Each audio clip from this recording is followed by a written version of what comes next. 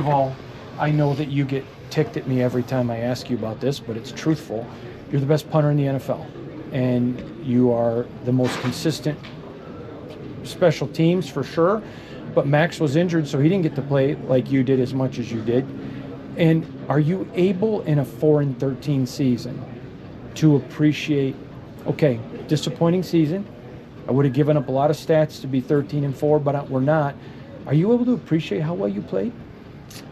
Yeah, I mean, I think that you have to try and separate the team goals and the individual goals, and you never want to try and accomplish individual goals at the expense of the team. But yeah, definitely in a year that turns out like this, you have to. I think it's challenging to do it right when the season ends. Mm-hmm. So maybe some space will be easier, but you know, go back and you watch the tape like there was no score, right? And watch the tape and just see, what did I do? Did I accomplish my goals this year in terms of the way that I punted the football? And I think that I try and, when it comes to goals, be more process oriented, and in terms of the way that I go about my week, how I schedule everything. And I'm very proud of how I handled that this year, and I'm really proud of the input, and I think the output was probably the best of my career, probably, and I don't know where the stats will end up or what they look like compared to other years, but I think that the way that I punted the football, I'm certainly proud of, and hopefully going to continue doing that. You're a brutally honest person, and that's one of the things I respect about you, is you won't lie. You'll just say, I don't want to answer it if you don't, but you won't lie to people. And I'm going to ask you just a truthful question. When you're at the top of your game, and there is not a lot of flaws, you do pretty much everything well.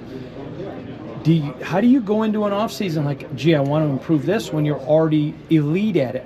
So how do you approach the off season? Yeah, I appreciate you saying that, but that's just not how I feel about my game. Like, I am so, when the season ends, I'm so ready to go into the off season because there's so many things that I want to correct, and maybe to the naked eye that you wouldn't see those, but there's so many things that I want to do better, and there's so many ways that I think I can improve my game. And I don't think I'm at the top of the game. I think I'm only scratching the surface of what I can do. And I'm really excited to get better this offseason and work on a lot of stuff. And I got a lot of things that I'm ready to attack and ready to get better at. Will you take 2 weeks, a month, whatever, and just get away from football, turn off the phone, and be with family? Or how do you approach that first part of the offseason? Because I know you're a worker. I know you're not going to take the whole offseason. I'm not implying that. But how do you maybe decompress? Yeah, I've done it kind of differently in the past. Some years I've taken like a big chunk off where I just say, oh, I need to get away, and some of that depends on how the season goes personally and team-wise. And last year I just kind of kept it going. I sort of thought that in the past I've taken maybe a month or so off, and last year really what I did is I just did a week here, a week there, and kind of stacked it up that way. I haven't really figured out exactly what I'm going to do this year. I think I probably need at least a week or two to kind of mentally reset. But I don't like taking a big chunk of time off from kicking, because when I come back, I'm terrible. Really? And oh yeah. If I don't touch a football for a bit, I come back and I look like a high school punter. Maybe that's even disrespectful to high school punters, maybe like a JV punter. And so I get like super stressed and a lot of anxiety when I take too much time off. So I won't take a whole lot of time off, but more so the mental aspect. I'll take time off by like eating a little unhealthier, or like doing that, like, you know, sleeping in a little bit later. That's how I'll take time off. But I have to kick. Awesome. Jake Hartbarger is a dear friend of mine, and I know great guy. Yeah, one of mine. You need to tease him because he was the sexiest football player, and he got voted some award as sexiest football. Oh yeah, when he was at Michigan State. But Jake and I are good buddies, and he just loves you. Doesn't like you, he loves you. Talks about how you've impacted his life. AJ, one of the things that you've done is you're a punter, but you're a leader, which is very rare, as you know, in the special teams world. A lot of guys look up to you, they respect you, they look to you as a man, as an example of a person.